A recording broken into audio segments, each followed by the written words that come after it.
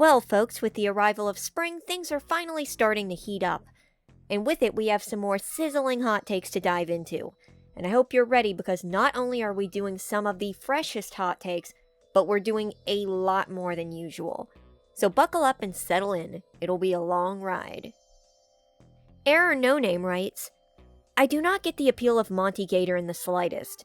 The amount of people putting him as their favorite is, in my opinion, a bit insane, given that he's literally just the brute character. Sure, there's potential there, but it's untapped potential at best. Glamrock Freddy is just an all-around sweetheart, Roxanne is grappling with self-worth issues and gets characterization in ruin, Chica is similarly grappling with issues of her own, that being an eating disorder which is built upon further in Help Wanted 2. The daycare attendant always had that whole Jekyll and Hyde appeal, and later got the further characterization from Help Wanted 2 just as Chica did. Vanny is the dictionary definition of wasted potential, and it's a miracle she hasn't been cut from the dictionary at this rate, but you can't deny that she had a lot of build-up. And then there's Monty. I may have missed a scene or two, I'm not sure, but the very closest thing we've gotten to characterization of Monty is his all but confirmed murder of Bonnie, various scenes of him being angry, and his voice lines regularly portraying him as being dumb. So from this perspective, he really does just seem like the big dumb angry one. And again, maybe I missed a scene or two, but from what I can gather, nothing else has been done with that. If his fatal flaw is anger, then there's no indication of him exactly suffering from it like the others. Freddy, if Security Breach were to be the game from the trailers, was going to be shattered due to the care he showed for Gregory, and how trusting he was. If I can interject really quickly, by the way, on the wiki, someone managed to find files of Shattered Freddy moving around, like animations of what Shattered Freddy would look like and how he would move in game. So you might want to check those out because this is a big step towards some of that cut content. Back to the hot take. Roxy gets shattered due to her own hubris and jealousy, leaping onto the racetrack because she just can't stand to see someone else doing well on the track. Chica gets shattered because she is drawn to the food and trash in the compactor, falling victim to her own flaw as the others did.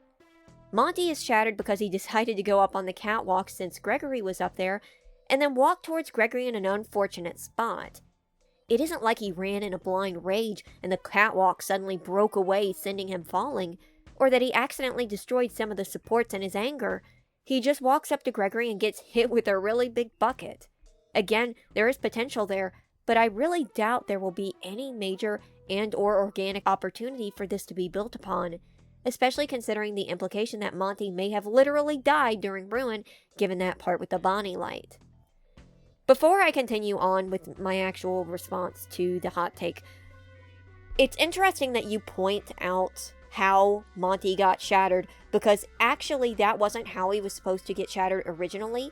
Some leaked animations came out from an early build that showed initially, I think what happens is either Gregory presses a button and the floor drops, or maybe Monty breaks some supports or something, but he jumps onto the bucket, and then the bucket breaks, and that's how he falls. That doesn't really change much, but it was actually different at some point. And him jumping to save himself and then accidentally falling is actually a lot more understandable than him just standing there and trying to catch that bucket.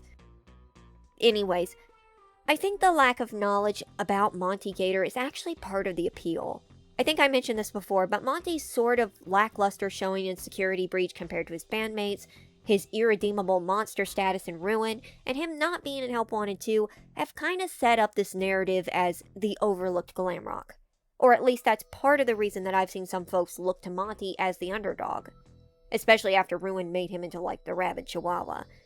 That's not to say that Monty isn't without charm. Exclusively in the book VIP, Monty is portrayed a lot more endearingly, where he almost comes off as a wily coyote who just can't seem to be able to control his strength. But alas, it was only there where this portrayal occurred, leading to most of his actual screen time being him roaring and thrashing, grunting and snorting, and spawning dozens of duplicates to swarm Astral Spiff. I get why people like Monty Gator, but the unfortunate part is that a lot of it involves filling in the blanks, which I'm not against. But that does mean that if you're on the outside in, looking at what's actually there, it doesn't compare to what Chica and Roxy had. Unless it's strictly a design thing, because Monty does have a very neat design.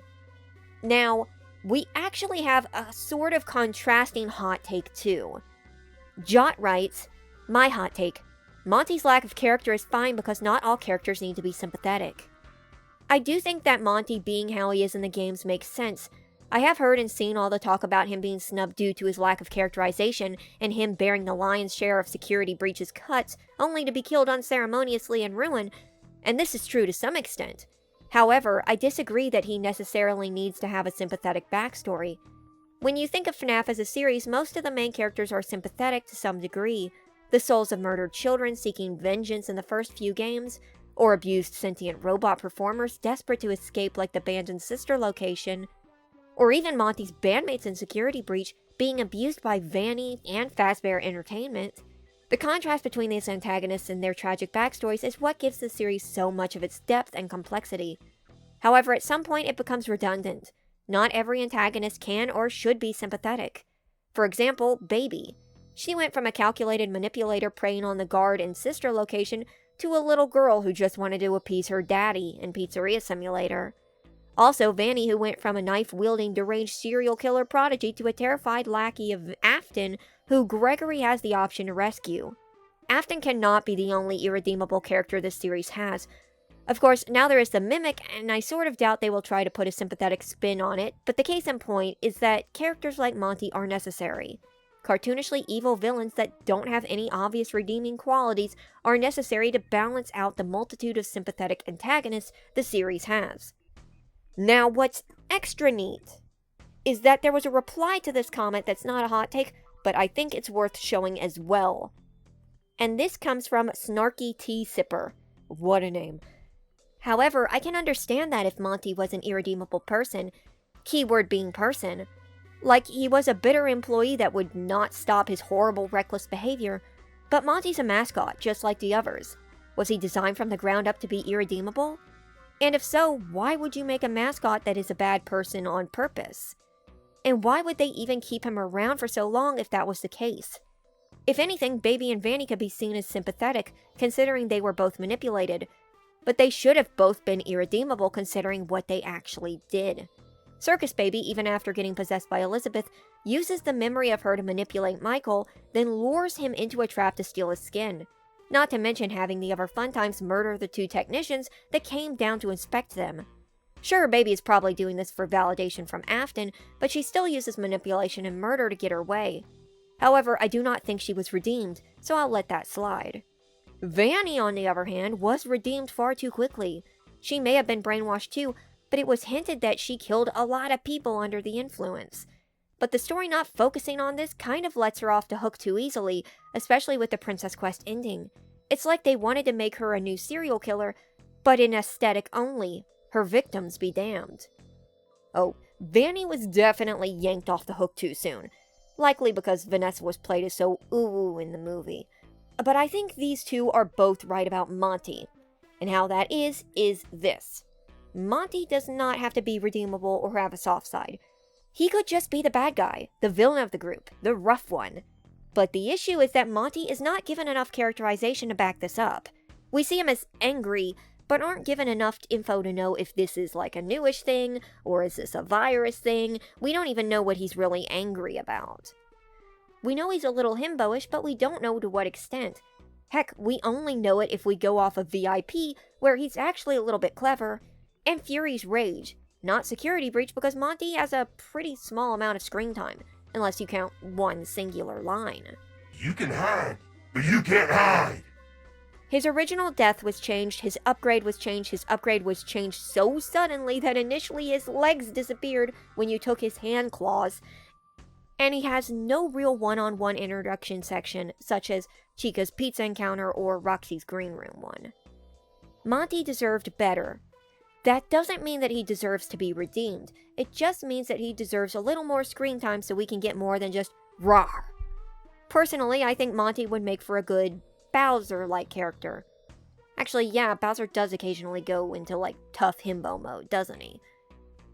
I think all of these hot takes stem from the same point. Monty didn't get enough screen time to really get as much of a feel for him as we did with the other Glamrocks.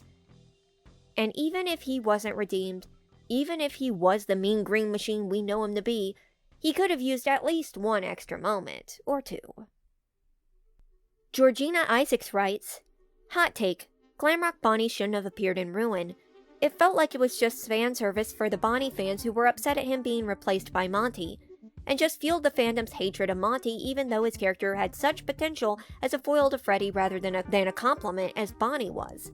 I also find it annoying that the design for Bonnie on the Bonnie Bowl advertising and security breach was completely different to the Glamrock Bonnie design. Like, they're completely different colors.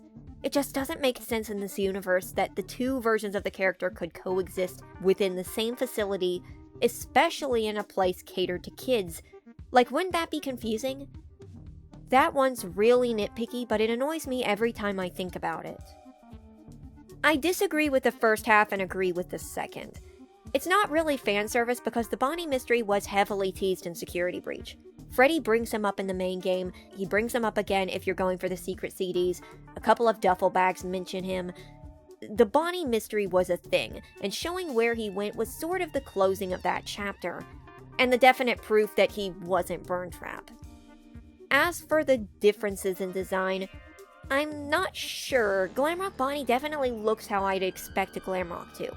His Bonnie Bowl appearance always confused me and actually led folks to headcanoning that he looked like a traditional animatronic, and why that design was chosen isn't entirely clear. It's strange, but at least the Glamrock design works. Great Llama in Sky writes, hot take, we should have never been able to see Glamrock Bonnie.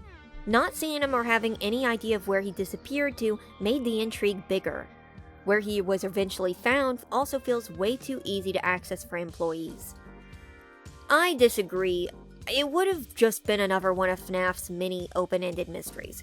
By having Bonnie there, it stoked more speculation than, well, Bonnie's gone and is Springtrap. Though I do agree about where he was. Like, I know he's apparently behind a wall, but you'd think that being in a room like that close, someone would eventually look back there when searching for the missing Bonnie. He could have at least been stashed under the stage or something, or maybe thrown a tarp over him. Azimuddin writes, I already have 3 of yours, but maybe I could share this as I was going to add it with the other 3 originally, but those comments were extremely long. Sorry for that, by the way. No problem. I'm going to get roasted for this one, boys. Hot take. I think FNAF 3's Springtrap design isn't that great. Firstly, this one doesn't make sense. I just want to point out how Spring Bonnie's head shape is very basic, with how the head shape is just round, and the muzzle is too small and lacks detail. Second, his fur is green like the Grinch instead of yellow. Why did it go from yellow to green? Is it because he was rotting in it? Is that how it works? Also, the bizarre Aubergine Man corpse. He looks so weird. Like Mr. Spring said in his FNAF art style video, his body is just a bunch of noodles. Also, it's weird that most of his body is just uniquely designed endoskeleton instead of Aubergine Man with endoskeleton stabbed through his body, or Spike things from the Charlotte novel trilogy, or whatever the spring locks were in FNAF 5, I don't know. I know Aubergine Man's corpse is hidden, but that doesn't change the fact that it looks weird, especially his facial expression too. It looks shiny too, it doesn't look decayed. And his eyes, what's with Aubergine Man's eyes? He has the phantom animatronic eyes for his pupils, and why does he? His inconsistent design from the Twisted Boys and not inconsistent 4th closet graphic novel has a Springtrap design that makes sense to me since it fixes all the problems here, even though I still like FNAF 3's visually. I mean, Springtrap certainly does look meaty, I'll give you that, and that round head. In hindsight, it does look pretty weird, but the head shape is forgiven because it's a suit head. But the veiny fabric, I think the intention was that greasy, matted down fur look, but it does look very much like it's just a meat suit. That being said, I personally think that Springtrap's design does work, both for when it came out and how it's held up. It even got some enhancements for FNAF AR, making the fur a little more plushy. It's the human shape. It both stands out in making him look not like a traditional realistic animatronic, and also punctuates that he is merely a human disguising himself as one. Or was. Though I do agree that the visceral Springtrap from the novels, I assume you mean the graphic novel design, does have its perks, especially with more raw flesh showing, more bone. It is odd that Springtrap is just meat and metal. In fact, that actually is one of the main reasons that the mic trap theory kind of cropped up. But I digress. The Phantom Split writes, hot take. While Secret of the Mimic looks really cool and interesting, it just doesn't really feel or look like a FNAF game. I could be wrong when the game fully comes out, but if you take away Fazbear Entertainment's name off of some of the labels, it feels like a separate rogue robot game based off of the setting and mechanics alone. Love your videos, by the way. Hope you have a nice day. Thank you. It does admittedly look a little different, but I think that's mostly because of the art style. There's a sort of 1970s aesthetic mixed with Hello Neighbor cartoonishness that makes it look a little bit different from any FNAF game before it, but it might still feel like a FNAF game. We'll see. Into the Pit had a very different art style and gameplay to any other FNAF game, being a side-scroller, and yet it did well enough, so it really comes down to the presentation once we get it in-game. So, we'll see. Might surprise us. Morning Dusk writes, hot take. The tech in Secret of the Mimic should be much more basic than we're seeing, if the timeline of tech advancement is anything to go by, because you're telling me that Edwin, on his own, made Jackie, OG Music Man, the Mimic, and Dolly, and then at least 4 years later, Henry is considered a savant for making the original animatronics? If you look at the timeline of when each animatronic is supposed to be made, it really puts into perspective just how rudimentary the OGs were relative to what we've seen. Oh, like, absolutely. Like having terminals instead of computers, but still having fully functional robots. It really does make it seem like Fazbear Entertainment had a major downgrade in the 80s and 90s for whatever reason, maybe due to downsizing the locations. But it's just one of those things that you kind of have to suspend your disbelief for. If it was 70s accurate, there'd be pretty much nothing in here to fear. So I think we should give it a pass. Raphael writes, hot take. I don't think the Steel Wool era is so separate from the OG era as people want it to be, not only because of Glitchtrap being a cheap Afton copy, but Bonnie Bro being brought back as an important character, so I cannot dismiss a big connection between the stories. Anyway, continue with the good work. Thank you. And it's not separated at all. The fact that the new era references the old era so much and vital character stories cannot be explained without references back to the old era makes them intrinsically linked. They are stuck in a searing embrace. KP writes, Miss Afton Ballora theory is possibly the worst FNAF theory, and it sucks so bad and shows a lack of interest in female characters who don't have some sort of connection to a male character. There was literally nothing backing it up before Security Breach, other than the fact that she was a girl robot. And the Ballora staff plot at the table in Security Breach was obviously a response to fan theories. I definitely don't think it's the worst theory, but I suppose you have a point. Though less a male character and more William Afton specifically. We went through a period where a lot of major characters were directly related to Afton, to the point where Vanessa is sort of getting turned into his daughter, depending on which media you're looking at. As I've said before, I think it was something that circulated through the community first, likely due to fan work such as Pinky Pill's unofficial comics, and it kind of grew into itself. Like how the unofficial name for Phone Guy was Scott for years. It's not a bad theory, it's just there wasn't anything there until Security Breach, and Security Breach was known for adding in references to the meta-fandom of FNAF, so it's not an entirely reliable narration. Sweet Hister T writes, hot take. I don't want to see Mrs. Afton if she's only shooed in for theory crafting and not for an actual reason that forwards the plot. I like a good mystery as a next fan, but the story should at least add in a long-awaited character that answers old questions instead of answers nothing. That's a good point, too. Like, if she does appear, there's gotta be a reason instead of just using her to tease a possible plot point. Like, a connection between Vanessa and William.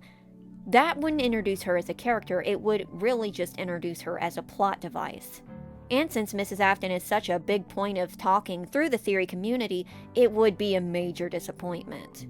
And one more, Cookie Cat Shadow Bat writes, I think it would have been interesting to explore the character of Mrs. Afton, and I think it's a waste that she doesn't meaningfully exist in the story. Did she die? Did she abandon her kids with William? What was her relationship with her kids like? I don't know, there's so much potential there. And I agree, I think she would be an interesting character to uncover. I really don't have much to say here, but I thought it'd be weird to include 2 Mrs. Afton takes and then not the third one. Reese Connor writes, my hot take. Ballora would have been a better choice for Novel Baby's role in the fourth closet than Novel Baby herself, and it's mainly because of Novel Baby's biggest criticism. She's presented as a sexy, attractive, alluring, seductive villain, which ain't traits that don't fit Circus Baby. Which ain't traits that fit Circus Baby as a character. But, however, I personally think that they are traits that would work majorly better if given to Ballora, since between the 2 characters, she's always been the more mature character in terms of her physical appearance, her voice, and overall vibe. Plus, her name isn't literally Baby. Plus, she's not always associated with being possessed by a small underage girl. Yes, I've said this before, and I still stick with this. Having Ballora be the fake Charlie and letting Baby be closer to the real deal, maybe even setting up a plotline about her faking a friendship with Charlie while manipulating her, would have ironed out a lot of the weirdness in that book. Or at least made it significantly less weird when Circus Baby, who has the soul of Elizabeth Afton inside of her despite being aware beforehand, decides to do stuff like force smooches, get in too close, and run her fingers up and down her belly while eyeing Jessica. Yes, that happens. Moving on. Millie Kakoko writes, hot take. 4th Charlie, Adult Charlie, would be a much better character if the book tried to at least focus on Lizzie as her own character with her own backstory and her own motivations, instead of, here is yet another Charlie robot, but with the twist, now she is connected to the games because she looks like Circus Baby and Elizabeth Afton, even if she never acted like any of them, but she looks like one, about a third of the time, and is connected to another by scooping her, even if she looks way too small to put a human child inside of her small, mostly short adult woman body. Agree on this as well, especially this. You can't see where I'm pointing. Novel Baby is not Circus Baby. She is 4th Charlie. Her backstory is being created by Henry and then refitted by William. Her drive is to appease her new father because she hates her old one, Henry. Her hatred, her rage, her drive all surrounds Henry more than anything else. And then she absorbs Elizabeth and just kind of assumes her identity more than anything. Lizzie's an afterthought, really, just added in to relate more to the games. But as we see, it kind of makes the whole thing a little bit of a cluster. Dejin the Dejin writes, my hot take. Gregory should have been a would-be victim of Vanny or a kid trying to figure out why the kids were going missing at the Pizzaplex. Seemingly making him a hacker, glitch trap follower was not only an odd choice, but also leaves more questions than answers. True, and I don't see many people mentioning this, but having Vanny be this reluctant follower who was possessed and unwilling, but also sometimes willing and coerced, seemingly strung along to appease a father figure due to her own daddy issues, and then to totally cut her out and replace her with a little boy, that's an extremely odd choice. By which I mean that is yet another giant cut for Vanny to take. Rip Vanny's last remaining relevance, am I right? Nancy Davila writes, hot take, the Vanny network thing doesn't make much sense. Like, the games were seriously telling me that employees or technicians are using a bunny mask that's labeled in Ruin security mask so that they can travel through walls and stuff, and somehow no one tries to notice that. And does that also mean that Vanessa used the security bunny mask so that the animatronics didn't see her? In my honest opinion, the Vanny network shouldn't have been a thing in the first place because of how ridiculous and illogical it is. It's a stretch.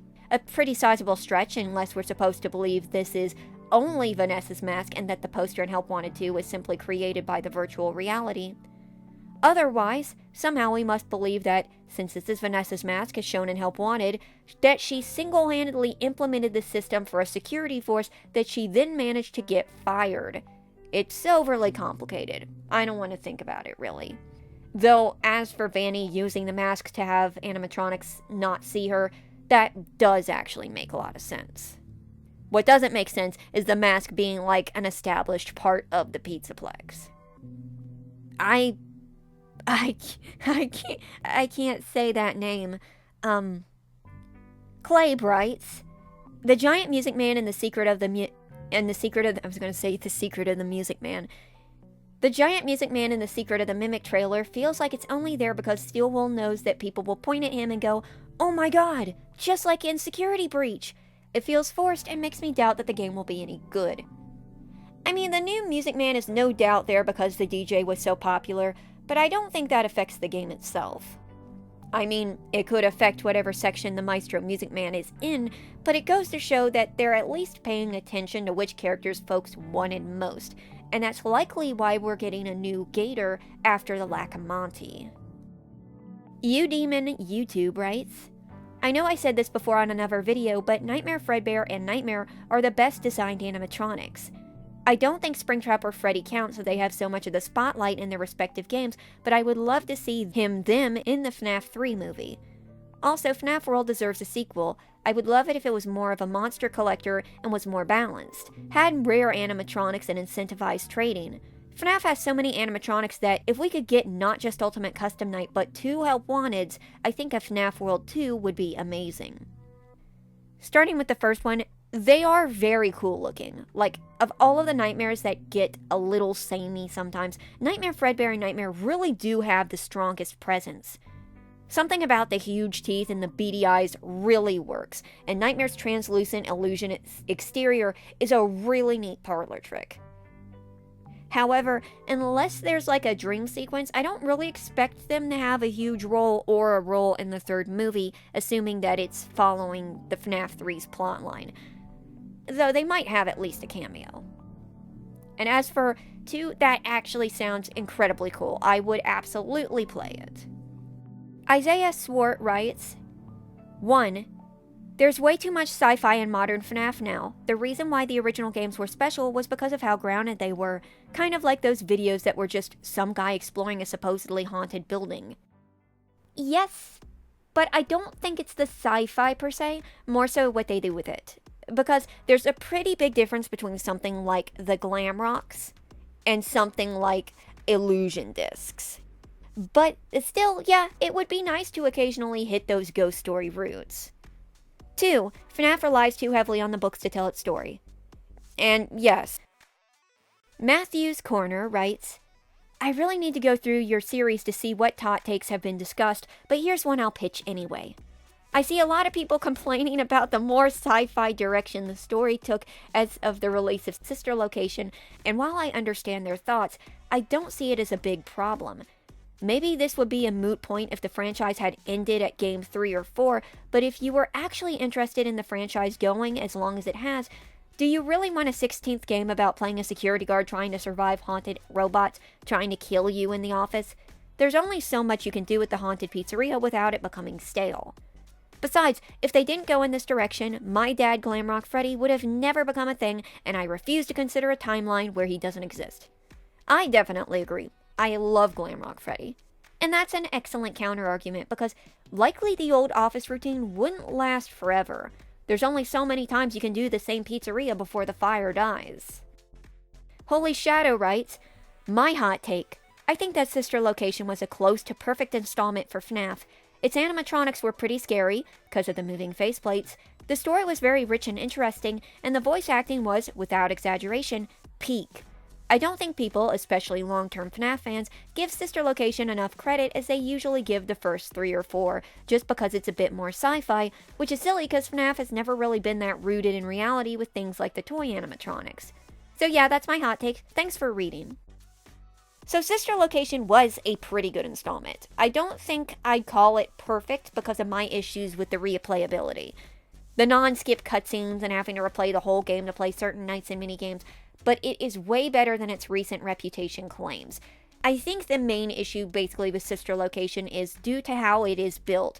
It is kind of a one-time experience. And if you go back after that one time, like too soon after that first time, you can see the cracks. But for being what it is actually pretty good. And I know Sister Location isn't a trigger for the sci-fi shift. That definitely originated with the books, or at least it was happening at the same time. So this was coming out with or without Sister Location. One random dude writes, I never really minded the Robo Gregory thing. It wasn't my favorite or anything, but I really never understood the ridiculous hate towards it and MatPat for it. I didn't even know MatPat was getting hate for it. Usually it's the other way, where people fight each other over whether or not MatPat was right or wrong. That being said, no, you should not hate anyone because of a theory. Theories are just ideas, harmless possibilities to make videos about. You may not like a theory, but it is unjustified to hate someone like MatPat just because you disagree with them. Especially if it's just one video.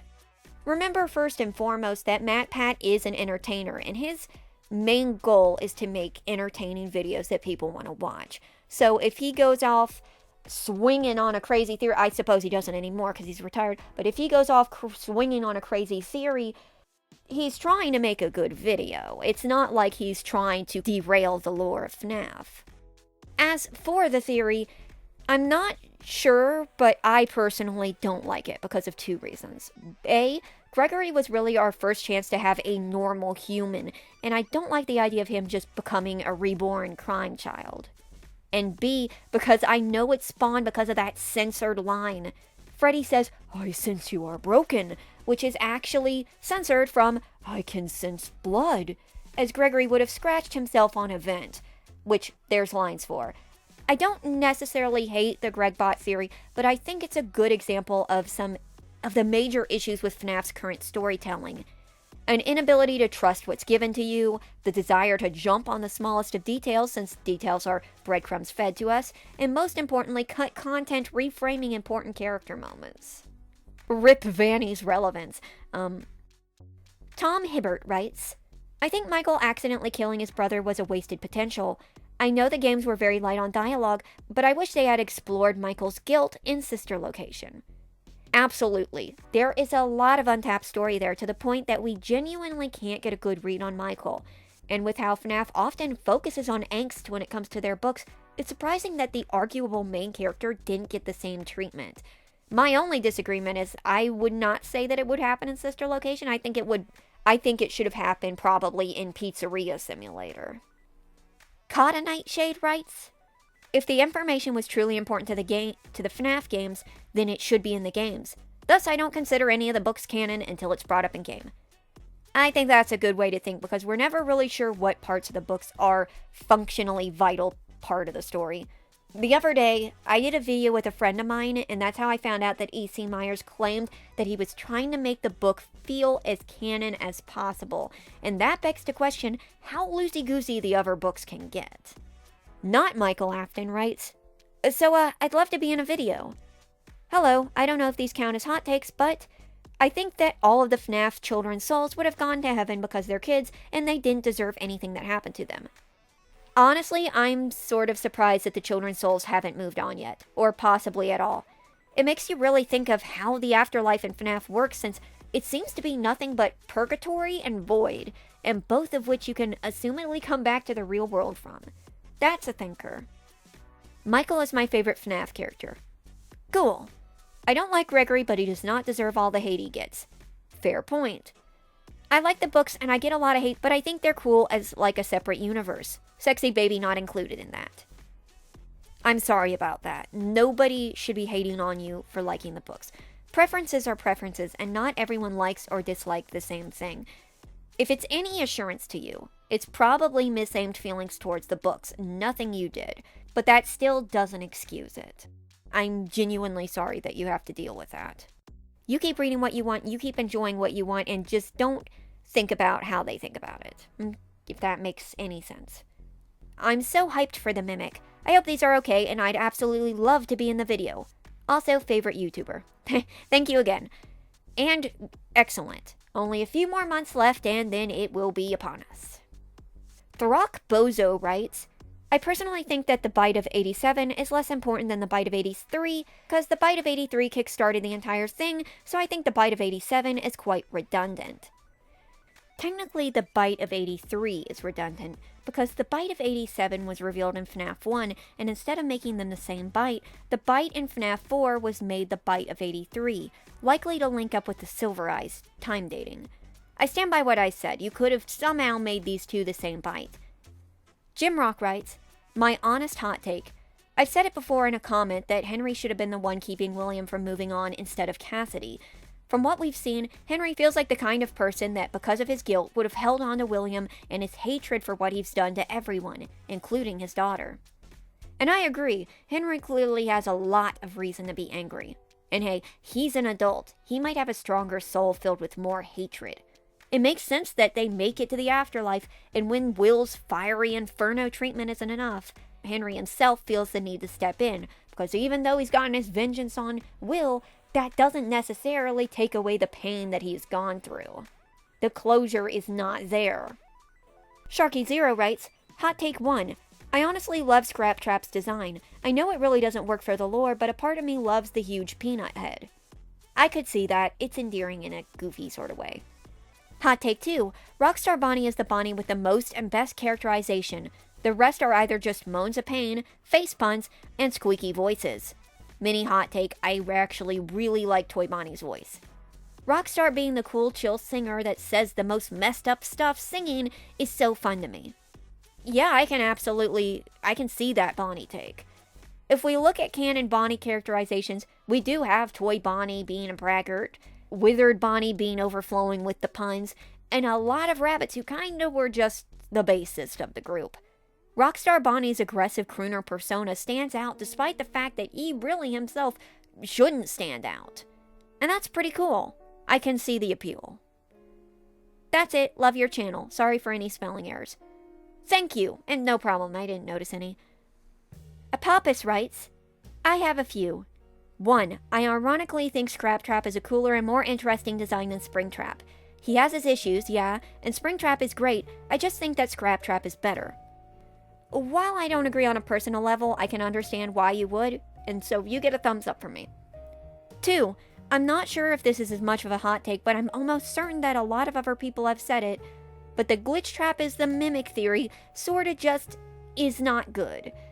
There's not really enough evidence, and there were a lot of things that contradict it. Burn Trap being the mimic I can sort of see, but glitch trap makes infinitely more sense as Afton. Yeah, I won't get into it now, but I remember one of the hinges on the theory was supposedly that the mimic says he learned how to copy Afton from hide and seek that was assumed to be Help Wanted, which would mean that the mimic learned from the mimic. If that's true, I find that comical. Unless we play as Afton in The Secret of the Mimic, and that's the hide and seek that inspired him, but even then, unless there's a bunch of children running around the factory. More so, I think the fact that Glitch Trap was destroyed as confirmed in the Dawko interview, and that Mimic still exists and has his own personality, is the greatest piece of evidence that they aren't one and the same. Maybe Glitch Trap is a Mimic, I'll give you that, but he can't both be and not be this one. 3. People focus too much on trying to find out the crying child's name. It'd be nice to know, but it's not really necessary to the story. I just joke that his parents literally named him Crying Child because he was crying when he was born. And I agree. Honestly, I think any confirmed name would be a downgrade from the cryptic title of The Crying Child. Chris, Evan, Dave, or the Weeping Youngling. One of these holds more weight. Bonnie Plush Tuber writes, Hot take. Burn Trap is the second best variation of Springtrap Glitch Trap. Firstly, his design is great and actually has a surprising amount of viscera on him. Secondly, his abilities to hack technology through the television is really cool and, if he wasn't retconned, could have led to a ton of opportunities for stories. And even if he's the Mimic, which I firmly believe he is, it still works well as the Mimic fully embracing the personality of Afton to such a great extent. So I've been harsh on Burn Trap in the past, but I feel like if his design was the Scrap Trap design, it would have worked great. Because he's very greasy and oily, and it gives that intriguing sort of gross. If he and Scrap Trap were smashed together, they would have been perfect. It was the fact that Burn Trap came after Scrap Trap that ended up being the biggest issue. Top Air writes, My FNAF hot take is that Pizzeria Sim has one of the worst office sections in any FNAF game. It's either incredibly unfair with how the four move around, or mind-numbingly easy if you're lucky enough. This could have easily been fixed with cameras, but instead we have a section that is frustrating or boring. My smaller FNAF hot take is that FNAF AR is extremely overhated and should have gotten more care. I want to defend it, but 16.0 makes it hard to. What? The fights were fun, and the streak-based system of not knowing who you were going to fight was one of the best gameplay loops in the history of games. Not to mention the trading community was baller. Shout out to y'all, love your vids. Thank you. Okay, first off, I must agree about the Pizzeria Simulator gameplay. And it's not even the unfairness, since I'm pretty awful at pretty much everything except Oddworld and Pikmin. My issue is that it's so terribly dull being in an office with no visuals, few audio cues, and the enemies just blending together so closely. But you raise a much better point in a tangible way. As for FNAF AR, I also agree. My biggest issue with FNAF AR was always, well, the crashes in the monetary system, but if you take both of those out, FNAF AR was actually a very interesting game, and the fact that it wasn't just Pokemon Go and FNAF version was really cool. I liked the skins, not all the skins, but I liked the skins, I liked how the characters worked, I loved how many voice lines there were. It just needed a little more care, and it would have been a huge success. Not sure what the 16.0 was. Maybe a score, but I have no idea. Dan Blake writes, I couldn't care less about The Secret of the Mimic, frankly, or any of the Steel Wool games. The franchise ended perfectly with 6 and Ultimate Custom Night, so I don't get why they kept dragging it. I think it's absolutely 100% fair to not be interested in a game that doesn't appeal to you or like the way the franchise is going. I have been pretty critical about some of the decisions that FNAF has made in the recent years, so I know exactly how you feel. But personally, I disagree with the ending at 6 idea. I've mentioned this before, because I do like the characters and plot points that came after that. And I wasn't big on the whole ending on an info dump thing, so on a personal level I disagree, but to each their own. SPG writes, the books should have done a better job at establishing that they are a separate continuity from the games. Now we're stuck trying to figure out what the books are telling us about the games, while also creating theories that, in my opinion, make the lore more complicated than it already was. The novel trilogy is clearly its own continuity. Why can't Fazbear Frights be in its own separate universe too? And don't get me started on the Tales from the Pizzaplex. Sorry, I had a little moment there. Yes, the Silver Eyes was pretty clear, and I think it would be very helpful if we could get a confirmation on what is what. Like, let's say, if Jake is the son of the crying child, that's a very popular theory, then that means the epilogues in Fazbear Frights are in a separate continuity, because I'm pretty sure that he wasn't kicking for long after that crunch. But now we're in a spot where we don't know which part of which is canon. Heck, that comparison hinges on Uncle Michael being Michael Afton and not a recycled name, which I'm bringing up because I have another hot take on the docket that we'll chat about that too, because that is a big problem. It is such a big problem, by the way, let me bring this up, this is off script. It is such a big problem, by the way, that a story was believed to be Andrew's backstory because it had Andrew's name in it, but then had to be changed because it was just an accidental reused name. So yeah, clarity is much appreciated. Some guy writes, hot take, I don't care about the lore anymore. It's gotten too confusing and uninteresting after Security Breach. I feel like the more they add to the story, the more they destroy the original one. You know, it got real bad when I hoped that the Tales books are canon now to clear up some of the story. I prefer to focus on the direct story points and characters than the lore myself. It's just a little too overwhelming. And that's a double-bladed sword, my friend. Case in point, anime waifu Bobby Dots would become canon too. Unless you're into that sort of thing, you do you, old sport. Waken Jake writes, hot take, I don't know why people consider the Fazbear Funtime Service a canon entity in a FNAF universe. I know what constitutes canon in FNAF is already pretty wild, but a service that straight up delivers chocolate rabbit bots and swamp children to your home is a bit of a stretch. Am I alone? No, I think it's because there was supposed to be vital canon lore in the game that got mostly cut. Details about Vanessa becoming Vanny and creating her suit, how she infected the Pizzaplex, stuff we can only find in that game in unreleased files. Once a game gets what seems to be major lore, you start seeing them as canon, though alas, FNAF AR didn't get a chance to do that. So the state of its canonicity is, I'm assuming yes, but to what point or to what extent, and will it stay canon now that it is unplayable? I'm not sure. Perpetua Somnium writes, I think I put it in the last hot take community post, but Moon is such an underutilized, underbaked character, and it is such a pity. I'll see if I can find my original comment and add it here. Edit, I found it, here it is in its entirety. Hot take, Moon as a villain in Security Breach makes no sense to me. I'm certainly more of a casual consumer of the franchise than most of the people here, but I just want to put in my 2 cents. It felt like the developers, with all of the axing they had done to the story, realized that they didn't really have a larger antagonist than the animatronics and stuck him in throughout the game.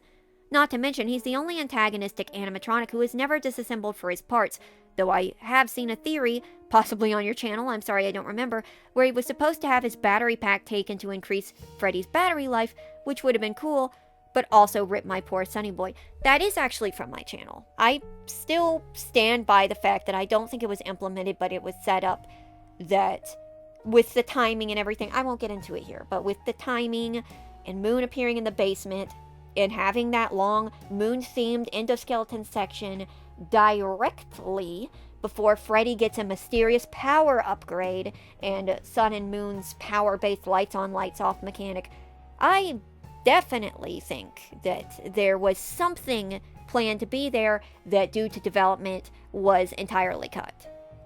I digress. And the only antagonistic animatronic who isn't in the canon ending of Security Breach with Grandpa Afton, even Monty was there, and he didn't have his lower half. What was Moon's excuse? If they removed Moon's antagonistic role in Security Breach, I don't think it would have impacted the game much. Wasted potential, wasted character, my boy deserves better. Making him antagonistic again in Help Wanted 2 feels more like justification of him in Security Breach, but it falls flat in my opinion. Side note, I want to know what Moon's personality would have been like if he wasn't antagonistic, you know? Obviously he wasn't always that way. I think it was Cassie who said she used to always sleep well in the daycare. Again, sorry I don't remember the life of a casual consumer. And he was probably meant to have been changed by Vanny, but obviously that wasn't telegraphed with all of Vanny's axing. I doubt we'll ever see what Moon was originally like, but it'd be so cool if we could. Yes, I absolutely agree. That's not the sort of thing that you casually drop into a game and then never continue up on, especially if it's one as popular as the Sun and Moon. These two have spawned their own fandom. Giving them an extra role in a book or something is actually not too much to ask for, considering that their merch is putting someone's children through college. And I really think it boils down to those major cuts. We don't know how much around Moon was cut, but due to him reappearing so much and his importance in Help Wanted 2 seeming to hint at a close connection to Vanny, we know there was at some point something. Of course, that could have also been added in because of his popularity, but I feel like there is something about Moon and Sun that we're missing out on that maybe we'll see followed up on if he does appear again. And continuing on Moon, Dre Dog writes, hot take, more like a room temperature take or a warm take, but I would love for Steelwool to make a sequel to Ruin and for Roxanne Wolf and the daycare attendant to be a duo. I cannot gush on how wonderfully they work together. They're like salty and sweet, and as a writer, the chemistry works really well. Would I say I would ship them?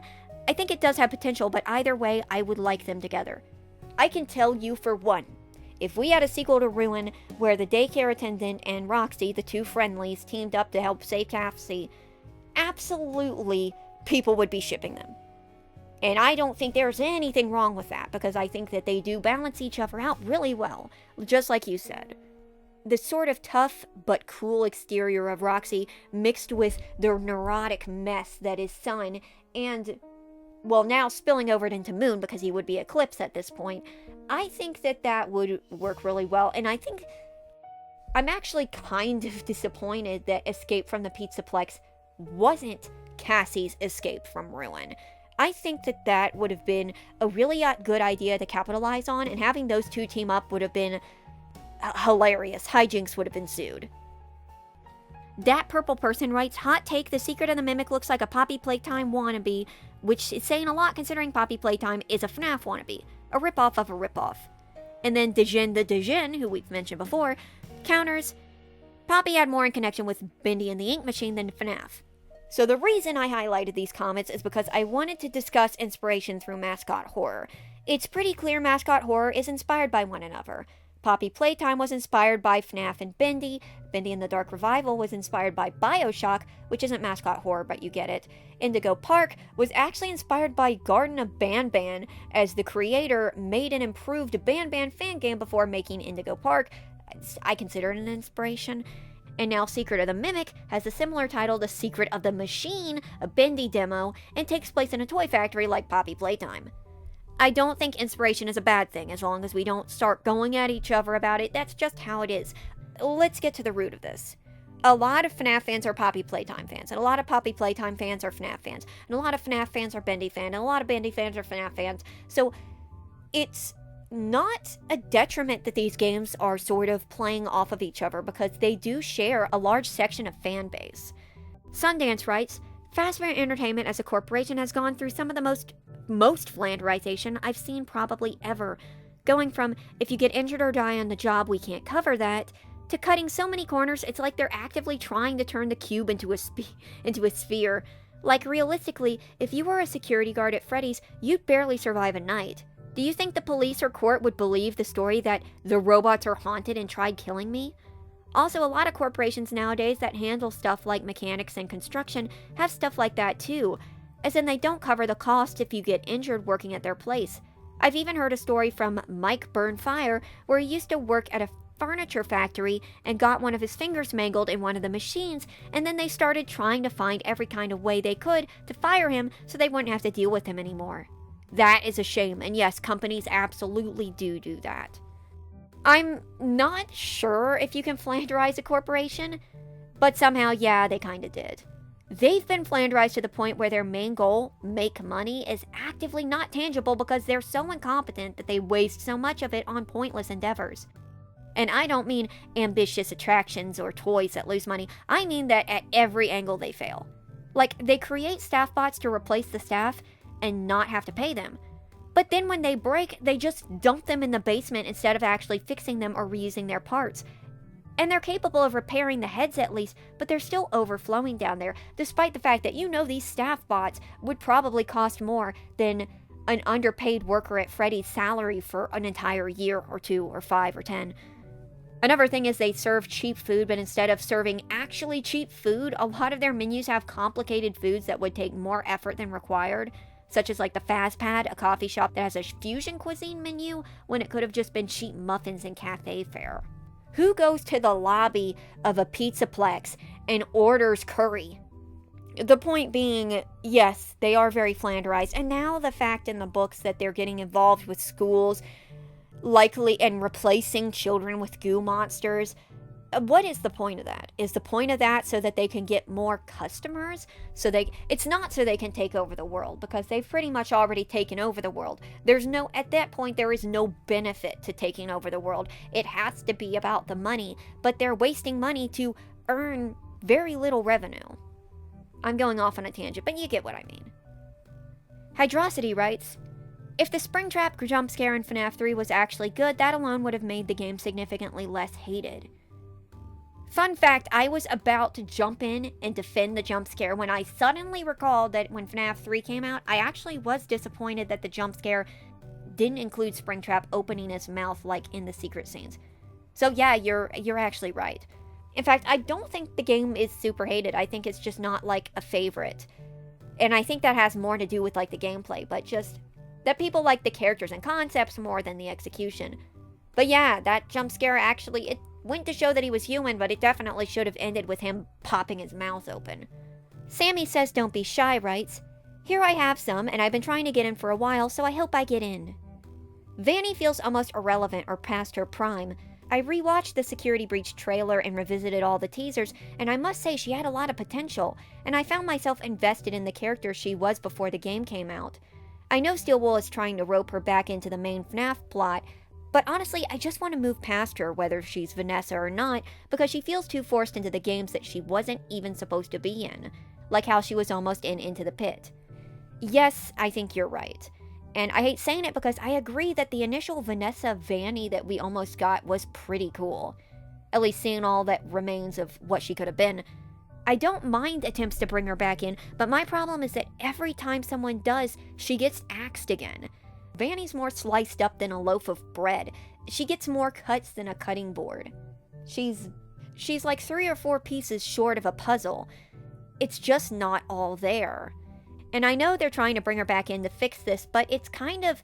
The efforts to do so have kind of made... Well, the efforts to do so haven't gone anywhere because they've all been cut. But my point is this. If they're going to keep bringing Vanny back in, they need to figure out what exactly they're going to do and make sure it doesn't get cut beforehand. Otherwise, they need to stick with the new sort of Vanessa that they're growing in the background and just leave it at that. 2. I don't get the popularity around Golden Freddy story-wise. I know they're mysterious and the odd one out, but we literally know nothing about them when the lore tries to dangle who they might be, like Cassidy, Andrew, the crying child.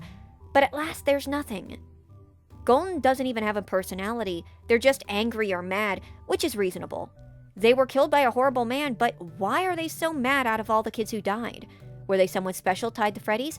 Well, we don't know, so why even care? Well, it all starts at the beginning when Golden Freddy was the mysterious extra who then began to slowly reappear and slowly gain more importance, and then ends at a dead stop in Ultimate Custom Night when Golden Freddy is given its arguably biggest story impact and then kinda just vanishes from the plot. And that's kind of the problem.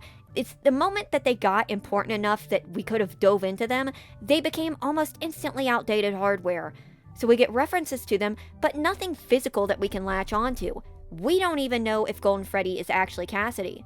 Oh, because the only place we heard about it was in security yes, wait a second.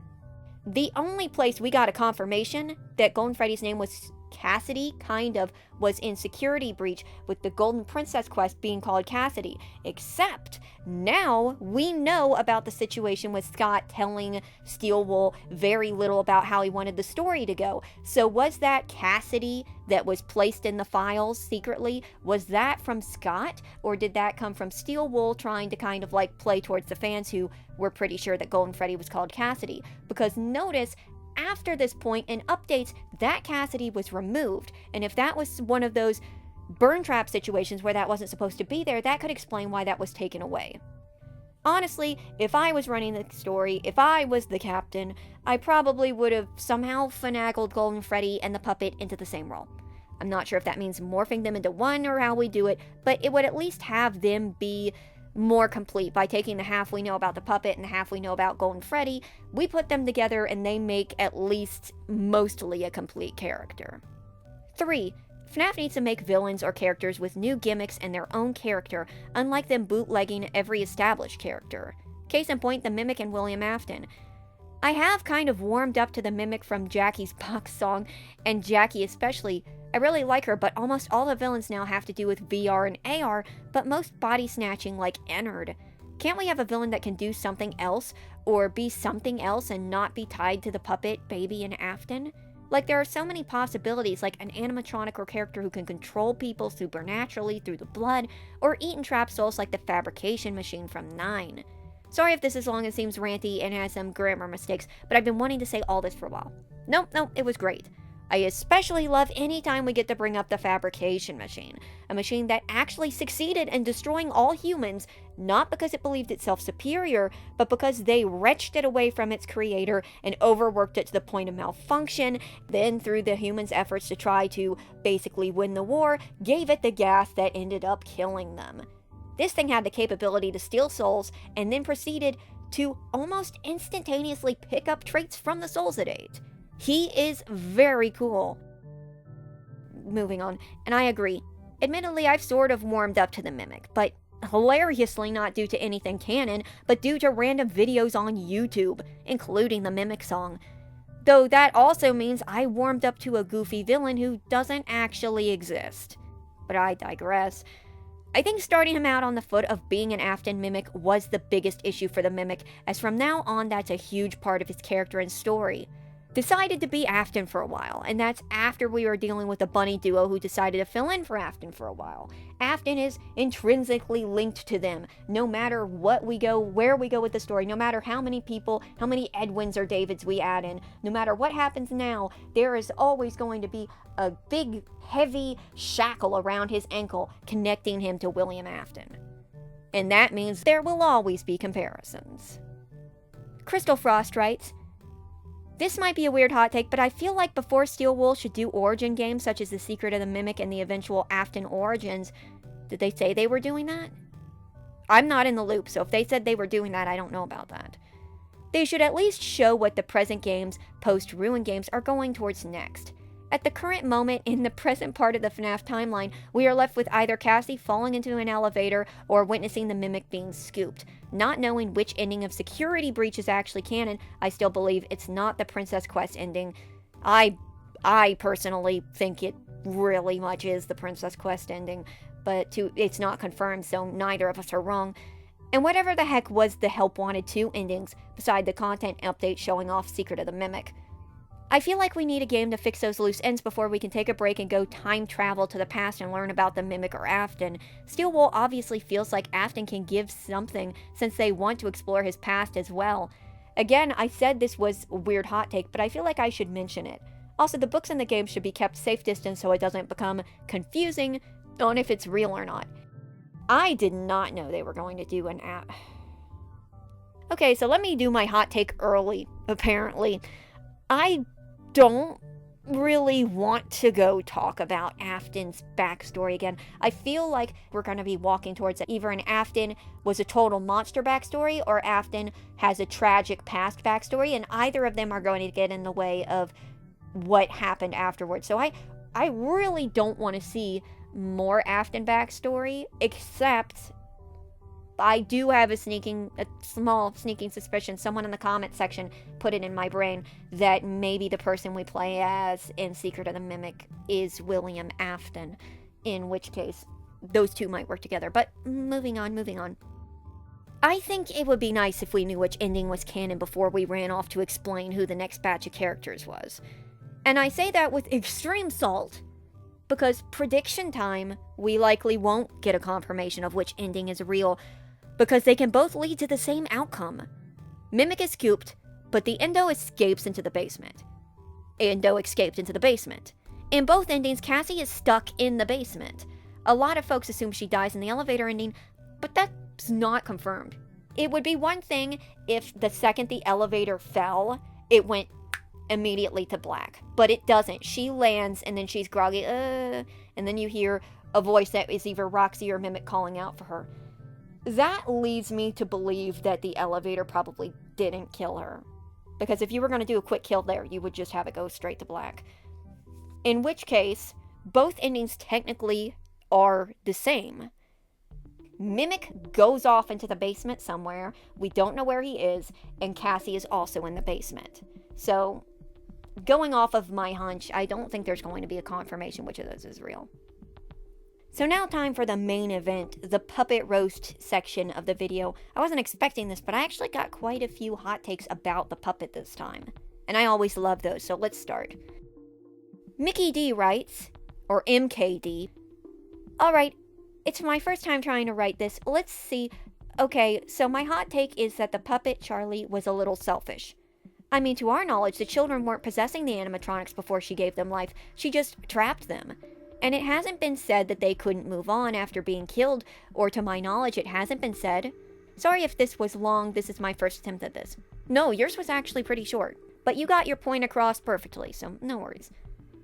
I disagree somewhat. So I believe under normal circumstances that this would be a selfish decision, but from the FNAF 2 minigame, Give Gifts, Give Life, we could read that the puppet thought this was a gift, letting them come back to life.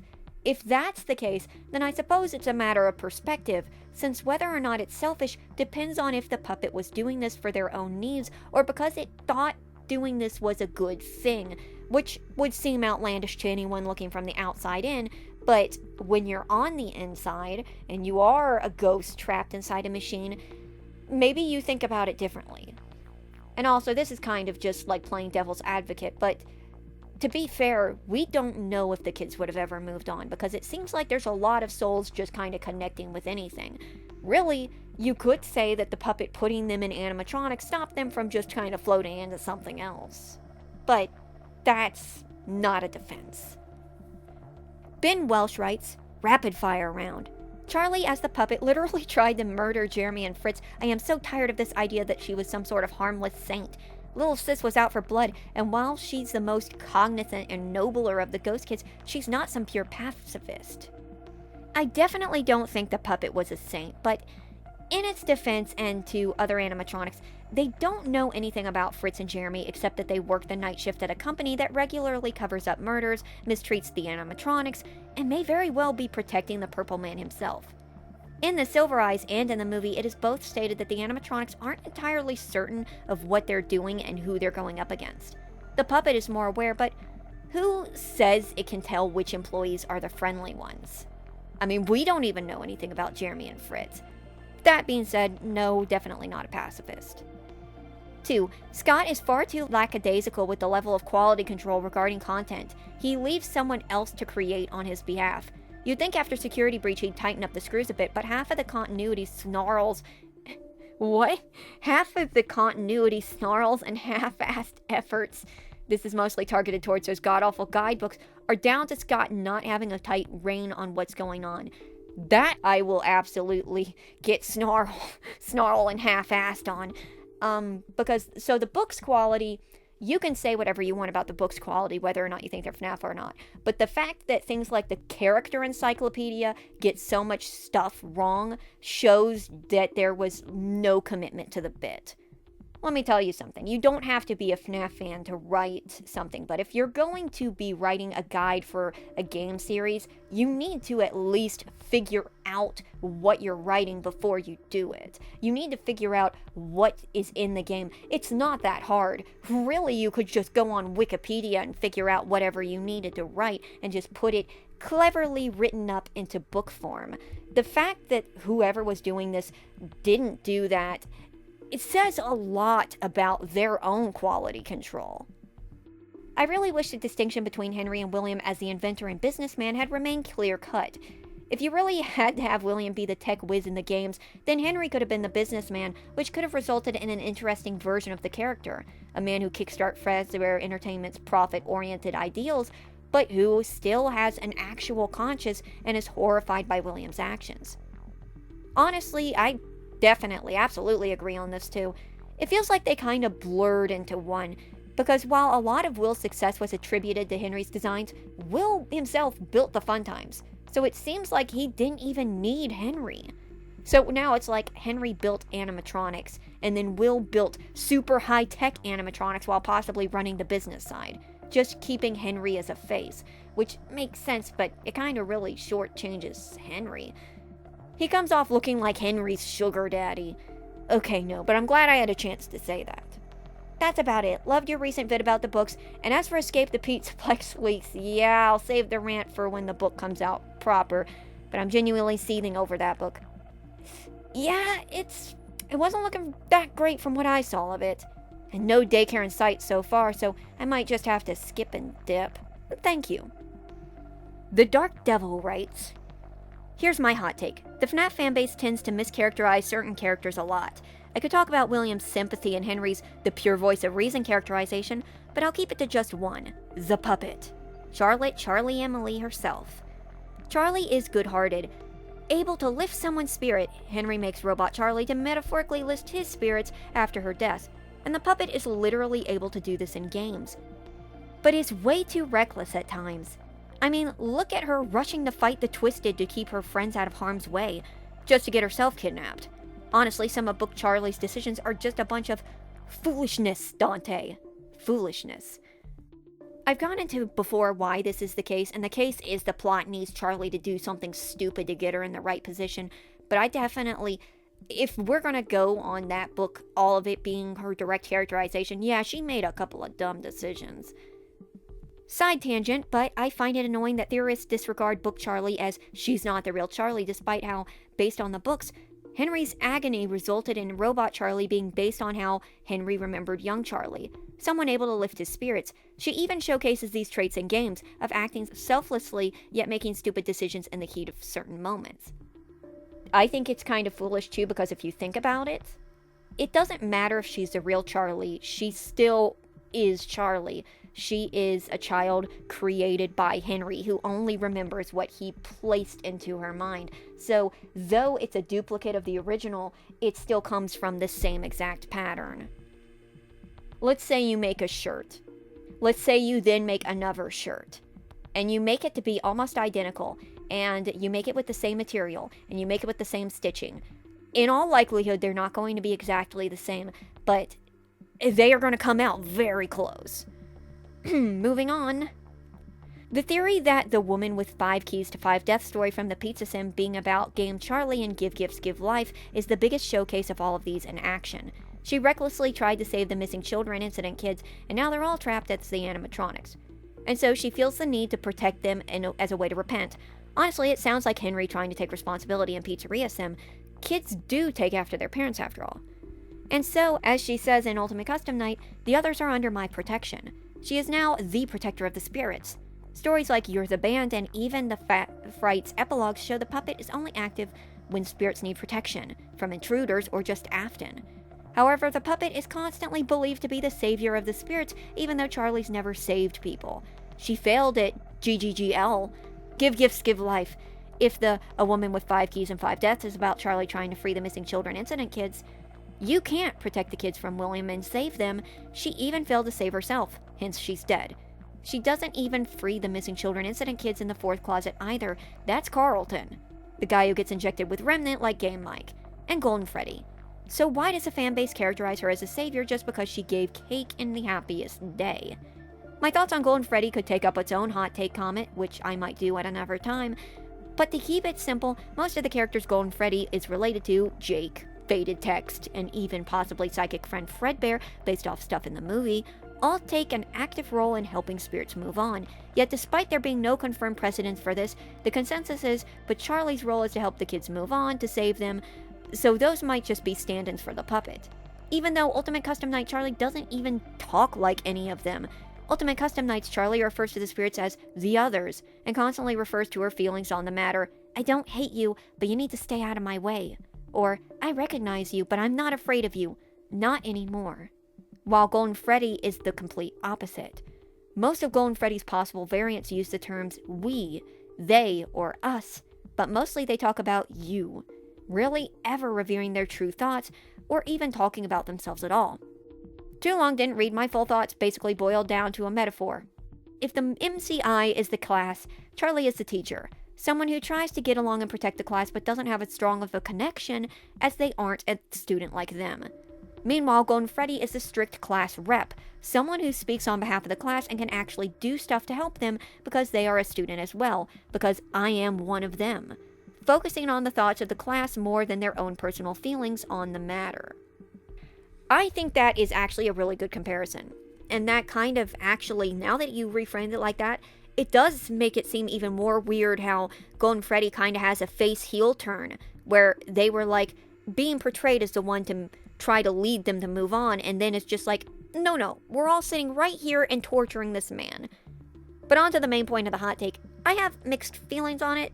I think the thing is, the puppet being a savior is something more so pushed by 2 sources. Henry, the world's most unreliable narrator, and the fan base, whose only source is Henry.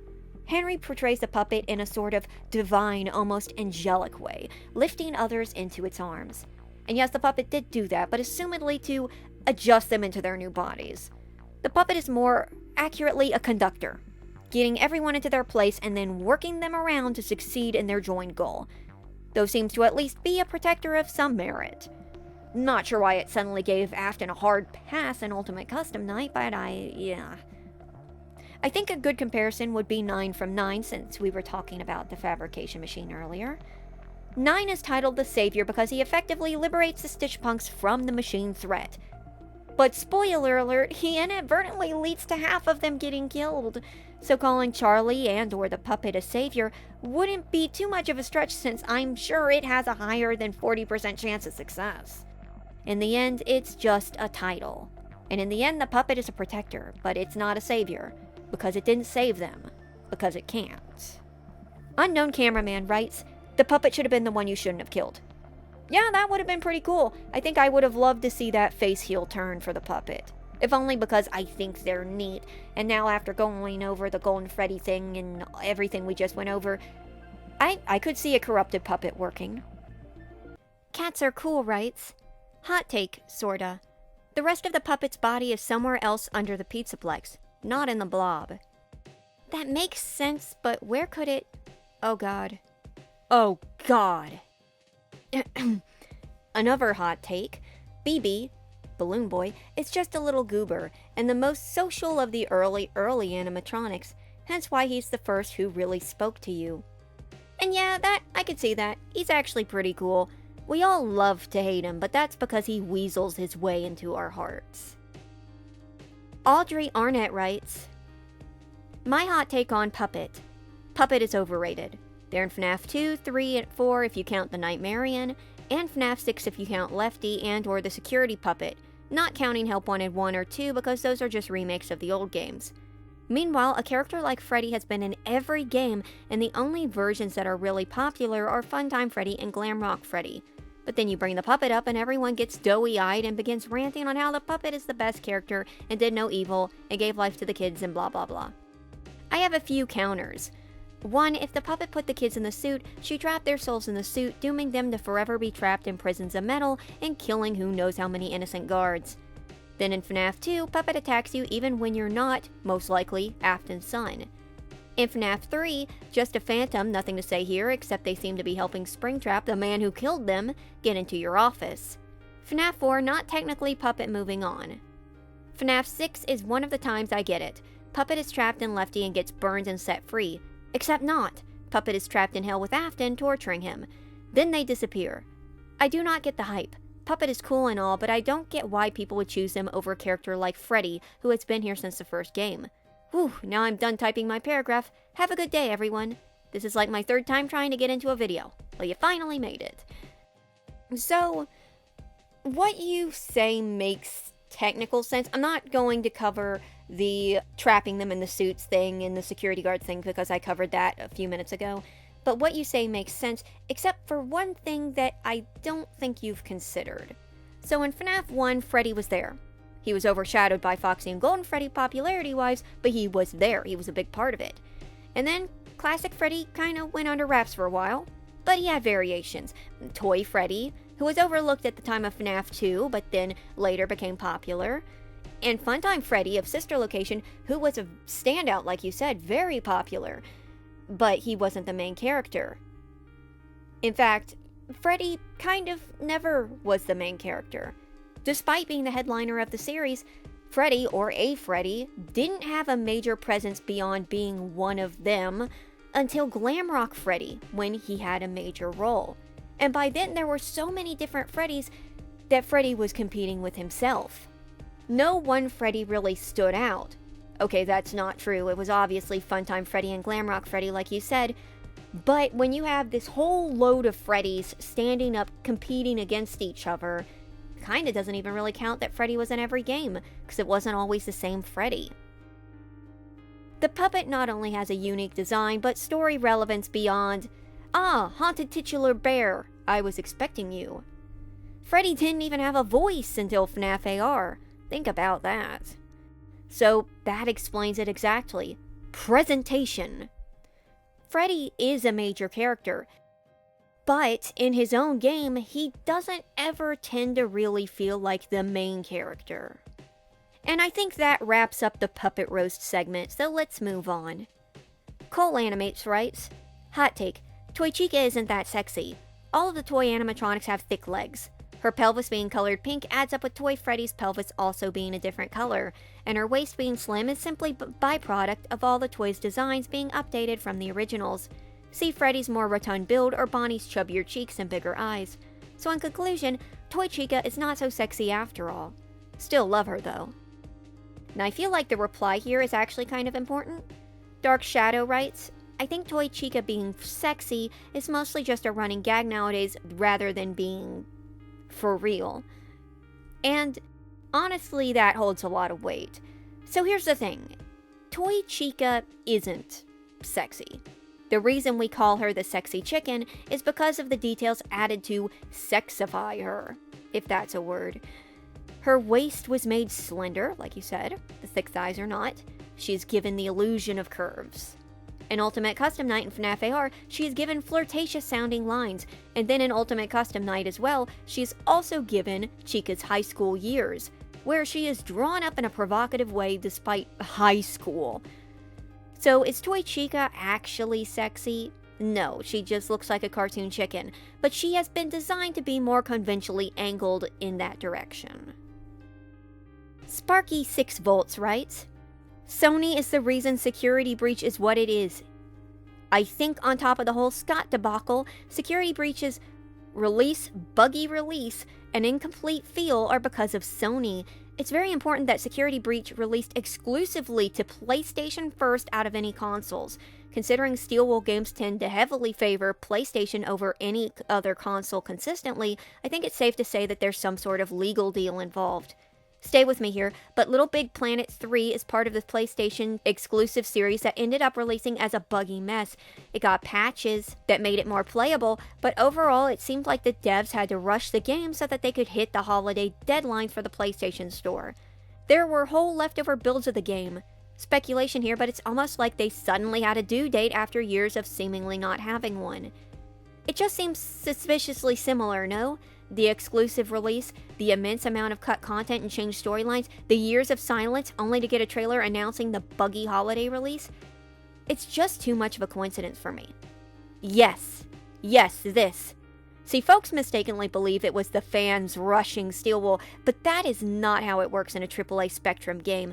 There's only one person truly calling the shots. That's not even Scott. That's the company looming overhead. Sony is absolutely the one behind the push because they wanted that game out before Christmas because people would come in and buy it for their kids.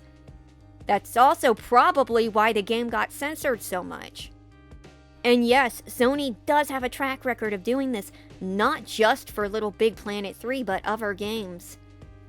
However, I also wonder if perhaps Scott or Steelwool agreed to a shorter development time initially thinking it wouldn't take that long, and then Sony brought the hammer down against any pushback. That could have also made sense, but that doesn't change what happened. Gabby Clown writes, My hot take is more so about the community than the actual franchise. I think it's very disheartening to see how many Day 1 fans belittle fans who got into FNAF through Security Breach or in the movie and mock basically everything FNAF related that came out after the original games. For example, almost every comment I see under stuff relating to The Secret of the Mimic is people saying, I hate what FNAF became. This looks terrible. The series should have ended at the 6th game. As an original FNAF fan, I hate this. This is so cringe. I think it's toxic and unproductive to mock the new stuff just because you don't personally like it. It's disappointing to see how many people genuinely mock people for enjoying the new games. Sorry if this was a bit long and rambly. I hope I explained myself well. I agree. I think it's totally okay to be critical, especially if things such as stories getting cut off or delegated to the books, or cut content in games, or games not even being polished or finished. That is absolutely fine. The actual quality of the game, that is absolutely alright. But just umbrelling it all into one feels like a very Gen 1er thing to do. And this is coming from someone who still believes the first seasons of Pokemon's anime were the best. But that aside, I'm also from the beginning, and while some things are different, there's a lot of things that are different. Some things stay the same, whatever that means. Point is, Security Breach was a bit of a hot mess, but it had a lot of good stuff in it. Stuff that would lure in a new audience. And as someone who's been part of dead fandoms in the past, that's great. Why not? You can be disappointed about the way the franchise is going, but you need to at least back that up with, reasonable criticism. That's why whenever I talk about something I don't like, if I'm not trying to be funny, I try to back it up with at least some amount of explanation.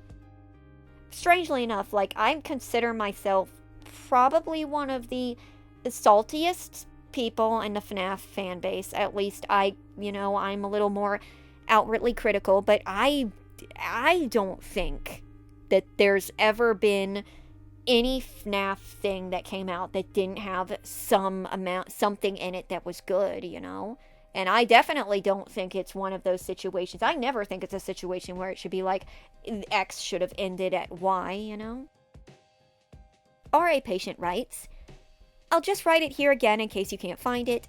Hot take, the mysteries of the Five Nights at Freddy's can never be fully answered. One of the reasons I think this is because the fans theorizing and speculating about the lore is what got Five Nights at Freddy's off the ground. It's also a big part of what's keeping Five Nights at Freddy's alive now. Go look at the FNAF analysis videos and see how many views they do get. Even your FNAF analysis videos are a big part of what got you over 100,000 subs. Yeah, that is true. If everything we theorize about gets answered, what's there to theorize about? The mystery loses all its intrigue once it's answered. The second reason I say this is simply because the lore has gotten far too complicated. You absolutely have a point. There is no way everything can be answered, and there should at least be some mysteries. But at least some of the stuff should have an ending, or it'll become an endless baiting with no payoff. And eventually, interest will peter out. That's not to say that mysteries aren't a big part of the lore, but there needs to be some answers to keep it going. Otherwise, there's no carrot to dangle. Captainette writes, here are some new hot takes. I'm not going to use my old ones. 1. I don't care about theorizing anymore. Not because it got too confusing and too much content, but because of the community.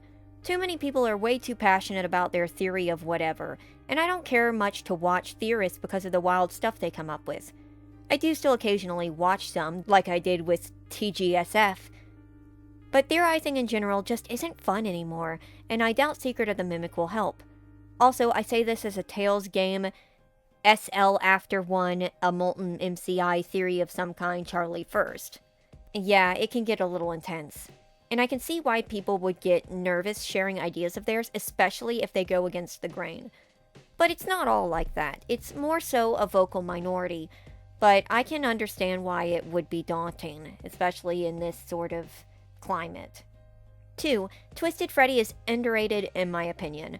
Not only is he the only animatronic to actually do something in the book, aside from Springtrap, but he captured Charlie twice and depowered her at the end of the story.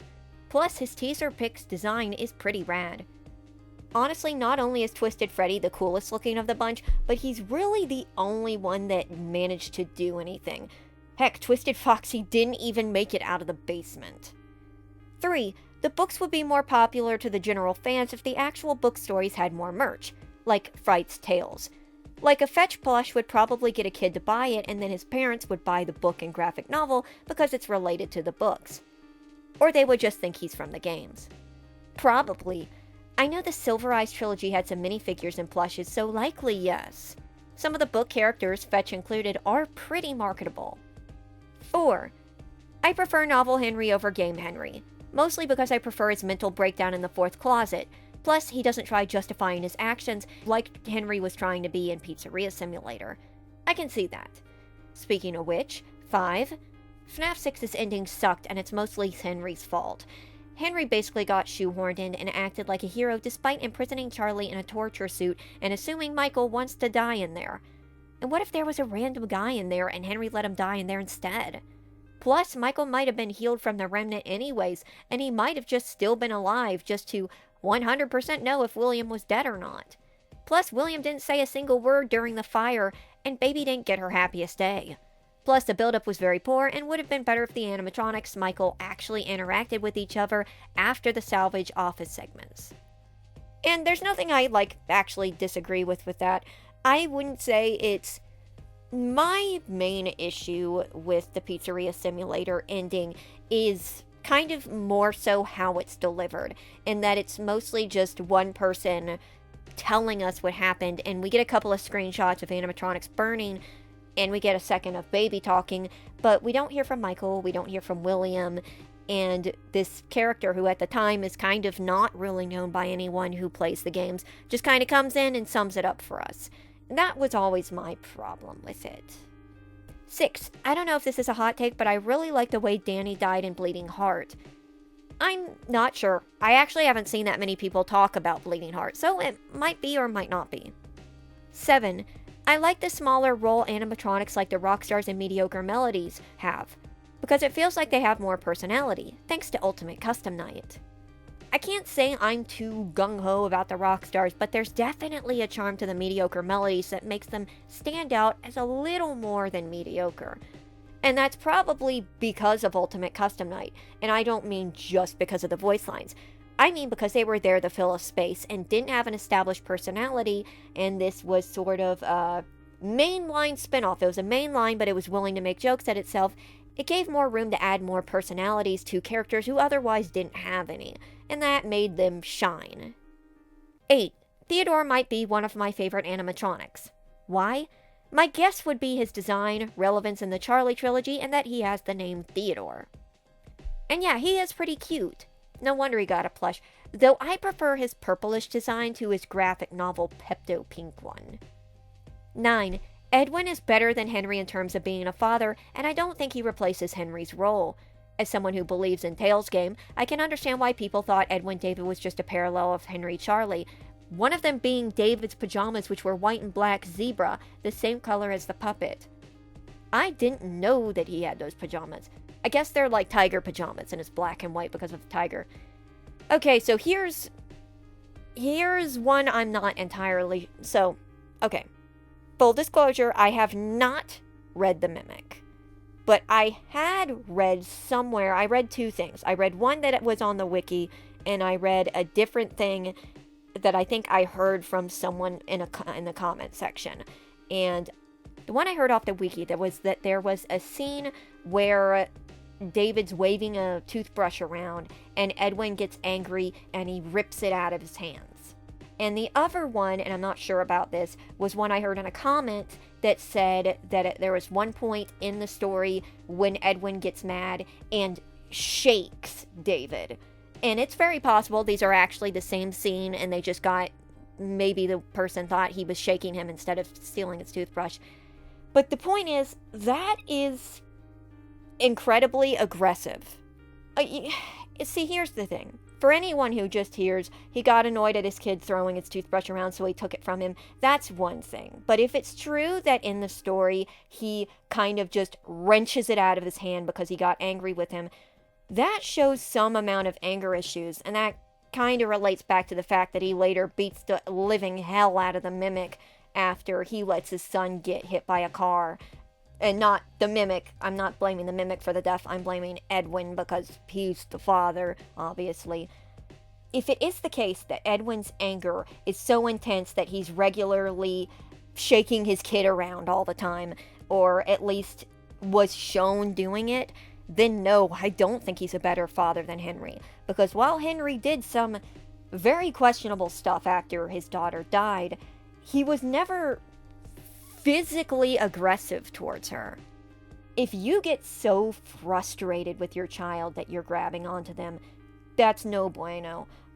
And I know the defense will be, well, he's a single father. No, there's absolutely no defense for that. But in his defense, what I might be retelling might have not actually happened in the books, because I heard it secondhand, and anyone can add anything to the Wikipedia, and the comments might have been confused. I mean, I mentioned earlier the whole, unless I cut it in post-production, earlier I talked about some of the stuff that people assumed hearing pre-leaks of books that ended up not being true, but it was spread through the grapevine, and if that's the case, that's the case. 10. This one isn't much about official FNAF, but I prefer the more Fun Fnaf AUs than the ones that rely more on horror elements recreating the FNAF lore. Basically, I like it when the animatronics interact with each other and do whatever. You and me both. And I think a lot more people do than the fandom realizes. I mean, that's why Day Shift at Freddy's is so popular, and Day Shift at Freddy's has it does actually do the retelling and does get serious in places, but it has a lot of goofiness and a lot of lightheartedness. And those AUs basically focus more on the animatronic characters than the actual horror element aspect that's surrounding it. And that's why they're so appealing. So yeah, good point. Okay. Now the next and last hot takes of this video will be very interesting because they're straight from the horse's mouth, or the night guards. Unnamed security guard, a fellow YouTuber, has been having some funky issues with the YouTube comment section, so he made a video with his hot takes in them. Go check it out, I'll have a link in the description, because I'm going to only include his hot take audio here. But here he is. Number 1. Something Matt Pat brought up a while ago on GT Live that I haven't been able to get out of my head since he said it, was in regards to his most frustrating part of FNAF. Quote, The decision to pivot away from Springtrap / William towards the Mimic after security breach, but to keep the Tangle always frustrated me, unquote. Clearly, they doubled down on the Tangle by including it in Ruin for that half second in the stairwell and one of the endings of security breach. But to completely pivot away from Springtrap and hammer in the Mimic? Granted, with Scott's latest Doco interview, I know it was more than likely just leftover mess from the lack of trust between Scott and Steelwool, and to his credit, in that interview he outright pointed this out and said he will make things much clearer, i.e. probably telling Steelwool the actual story, in Secret of the Mimic. I do have high hopes, and I guess Secret of the Mimic will show if this is the case or not, but just good grief. I have no idea how I would hammer the future lore out of that. That the Tangle was kept around, but Springtrap was swapped with the Mimic, and to explain in the lore why this is. Now, again, maybe this is going to be explained later, but this is just a massive, frustrating part of FNAF for me right now. And I don't think that's that big of a hot take, but I do think this is a pretty big fumble. I know why it happened right off the bat. Springtrap was a mistake, and I don't mean that in a metaphorical or rhetorical or insert movie reference here sort of way. From Scott's own wording, Springtrap, at least how we saw him, was a mistake. He wasn't supposed to be in there like that. And we don't know if the Blob Tangle was one too, but I can say this. Likely it is the Blob's design that guaranteed it returning, because it's a neat design. Maybe Scott told Steelwool about this creature he wanted in Security Breach. Maybe the Blob is something they created. How it will be explained going forward, I swear this isn't salty, but it likely won't. It probably just won't really be explained. Like, you could say Gregory's seen it because it burrowed out of the basement. You could say that easily, but most likely it'll just be. Future Naughty here, and I want to step in and say before unnamed security guard's next hot take that he recently made a video theorizing about the Afton family, so I would definitely go check that out if you're interested. Continuing on. Number 2, and this number 2 might get me some flack. And hopefully I wrote this well enough to ease into it. So here we go. I touched on this in my first theory video you saw, but like a lot of things early in the timeline, when you look at them closely, William's later characterization after his first murder is so unrealistic compared to a man in his situation pre-murder. I mean, think about it. A man with a passion for making the lives of children filled with happy memories at a pizza chain. If Afton was always a monster, why would he make any effort in improving anyone's lives, let alone children? With his skill in business and robotics, even before he met Henry, assuming the GT timeline is correct, why not work in the defense industry if it was just money or acclaim he wanted? Or even think about his personal life at that early point in the story. He was not a monster enough to not only get married and have multiple children, but partner with a man similar to him, of likely equal if not greater intellect, and share a goal with him of making a pizza chain with the latest animatronics, again, for children. It's not that it just says a lot about William's character pre-murder. Yeah, but if most people in the fandom are right, and he was always a monster, how did nobody in his life not see a monster of that magnitude that close to him? Was Henry, William's life, who possibly might have been named Clara, Michael, and every business partner or affiliate, were they all just morons?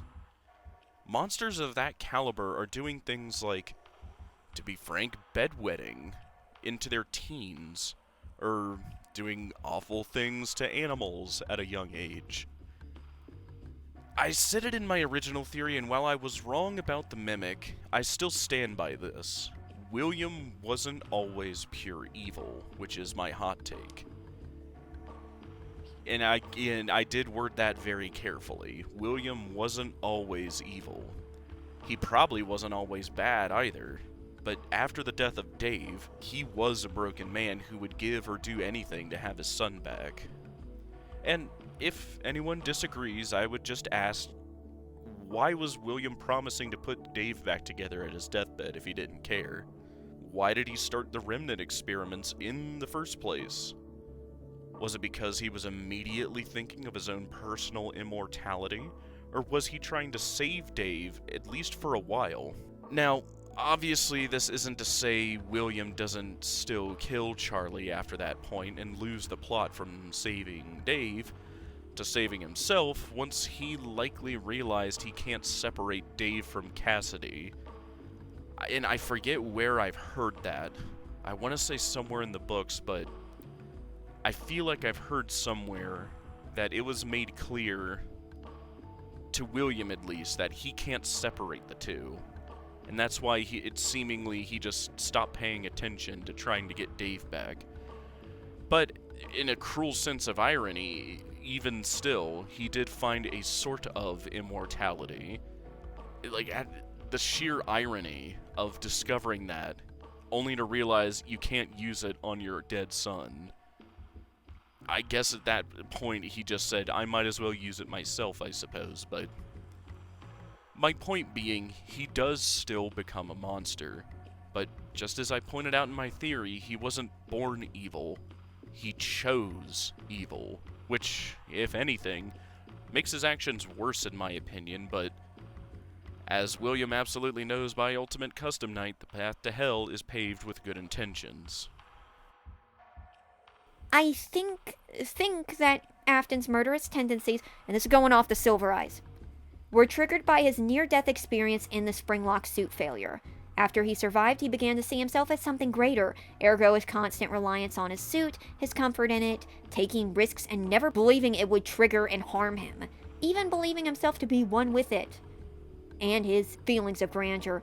All of this is based off that book again. It would make sense that something happened to Will that was the turning point, and that would explain why he has, from what we know, a pretty much basic backstory, and then something set him off. I don't believe it was the crying child, though, because he didn't care about his kids. He never shows any concern for them, ever. He left him alone constantly. He was said to physically abuse Elizabeth in the fourth closet. And he uses Michael. He scapegoat sacrificed Michael to the fun times. I mentioned this before, but the Afton family seems to be based off of the golden child, scapegoat child, forgotten child family underneath a parent with narcissistic tendencies family unit. Don't just go off of what I say. You can actually look it up online and you can see there is a lot of connections, and it would make sense. And it makes sense that if Scott was trying to look to make a dysfunctional family, he would look into actual cases of what a dysfunctional family may look like. As for how nobody knew this side of William, instead of referencing real-life serial killers again, which we could always go with the mouthwashing approach. Mouthwashing is a great game about an awful, disgusting person who reminds me a lot of Afton. He does horrific things I won't be discussing in detail in this video, but he manipulates others, and he got himself so tight around his best buddy, the captain, coiled around him like a snake, that he's basically able to completely poison him. That's me being vague, but he is a monster. But assumedly, he got by for years without anyone suspecting, and when he is cornered, he blames everyone but himself. Afton, too, always has an excuse. He always meant for this to happen. It's always someone else who made the mistake. And as for putting him back together, I don't think that was out of love. I think Afton's a real sick puppy for watching his kid through the Fredbear plush cameras sprinkled everywhere and making constant double-sided comments about his brother despising him, goading him to get scared by him, by the animatronics in the pizzeria, possibly scaring him with illusions underground. Will was already evil. If anything, the crying child's death was a turning point because he lost a toy and he found out how to make more. In fact, that would make a lot of sense if he was not trying to bring him back to life, but instead find out how to make a toy that he could build that could never be killed, so he could just keep playing and torturing it forever. Sorry to get so intense, but I like getting into a discussion that I can really sink my teeth into. But I'm kind of not on board with the trend of trying to explain Afton by humanizing him, because the truth of the matter is that ignoring the sci-fi stuff, the things he's doing, killing kids, torturing kids, abusing and using others, all are things that plenty of horrible humans did without needing a reason. And number 3. This one I'm really curious to hear what the reaction is about, but they need to do something with Old Man Consequences if they're going to keep bringing him back, or they need to drop him. The mysterious character thing works as a hook, not the meat and potatoes of a character trait. Why does he appear as an alligator monster thing while giving genuinely good advice in his first appearance by the lake in FNAF World? And on top of that, why do his motives seem less and less clear as time goes on through the Pizzaplex era? Like, we saw that most recently at the end of Ruin, right? Like, it is a good trade. Like, I just, like... And through the... Like, I get the whole Pizzaplex era, it's just so hard to pin down. Like, what are his motivations? Like, why? Why is he doing any of this? What does he have the power to or not to do? Like, this is why the character is so frustrating. It's something so vague to the point you can't really build anything on it. It's a foundation of sand. Ergo, my hot take is they either need to really clarify him, or at least like build some really solid foundations, or they need to drop him, because it's getting a little annoying. I agree. Admittedly, I don't know why he came back even more than once. Why is he the king now? I get that it's for theory baiting, but on the greater scale, it does feel like a major you know what? It feels like a completely different character who is kind of being turned into the original one on a name-based value. And I'm not going to say that's the case, but I am going to say that we kind of didn't really need Old Man Consequences to come back. Thank you again for the hot takes, and sorry it took everything was so weird getting this one out there. But absolutely thrilled it meant getting to feature you in a video. So, let's move on to the final hot take of the video, my hot take, and it involves Into the Pit. And I would like to clarify beforehand that this is more of a warning of what could happen and why I hope it doesn't, not me saying that this is happening. Into the Pit was a pretty good story as far as Fazbear Frights goes. One of the best, really. No wonder it was the first. Then there came the game, which was not only really good with its enhanced art style and success in transferring the FNAF feel into gameplay that worked in a 2D environment, but seemed to raise the bar for FNAF spin-off games. Heck, it showed up some of the mainline games too. Then came out the interactive novel, which despite being called Return to the Pit, more so is Into the Pit again, which was not as good as the first 2 interactive novels, but it's still a neat time waster. And this is where we must stop. Into the Pit is a really cool concept that was executed pretty well, and because of that, the temptation might be to continue onto it, or to add it directly into the mainline game somehow, or make more adaptations of it somehow, not other stories, but Into the Pit directly, and I predict that this would be a bad idea. Because Into the Pit works as it is, not only as its own story, but as its own self-contained story with a beginning, middle, and end, and some non-canon bad endings, but as itself. Now imagine a sequel book where a now grown Oswald has the yellow rabbit he punched the lights out of suddenly appearing around his house. Maybe he has a son now, and the son is getting lured in by the yellow rabbit. And he finds himself drawn back into the ball pit where he goes through to find more missing children, and he must go through the same ordeal. The same ordeal. That's the thing there, the same ordeal. Because Into the Pit is so popular for its premise that you know any sequel will try to call back to it as much as it can. And that might be what fans of the game and story think they want, but it actually sets up for a big problem, and that's an oversaturation of it.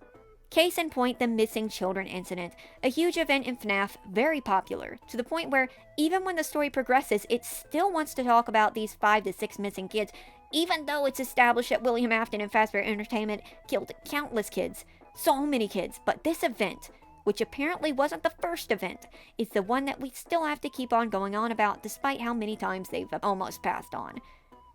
Hell, even Into the Pit is about the Missing Children incident, though in that case it worked. And now, after all of this, the Missing Children incident has kind of been done to death, no pun intended. I don't want to see this happen to Into the Pit. I don't want Into the Pit's success to lead to it becoming the next best thing that's referenced in FNAF all the time and worked into everything it can, because what will quickly happen is that it will affect how Into the Pit is viewed. It will no longer be that one cool story that became a cool game. It will be that thing that we keep talking about and keep calling back to. And it'll take all of the magic out of it. But anyway, that's where we're going to wrap this up because, oh dear Lord, this has gone on for 2 hours. Though, likely, once I trim it down, it won't be. I hope you had fun with this. Thank you so much for watching.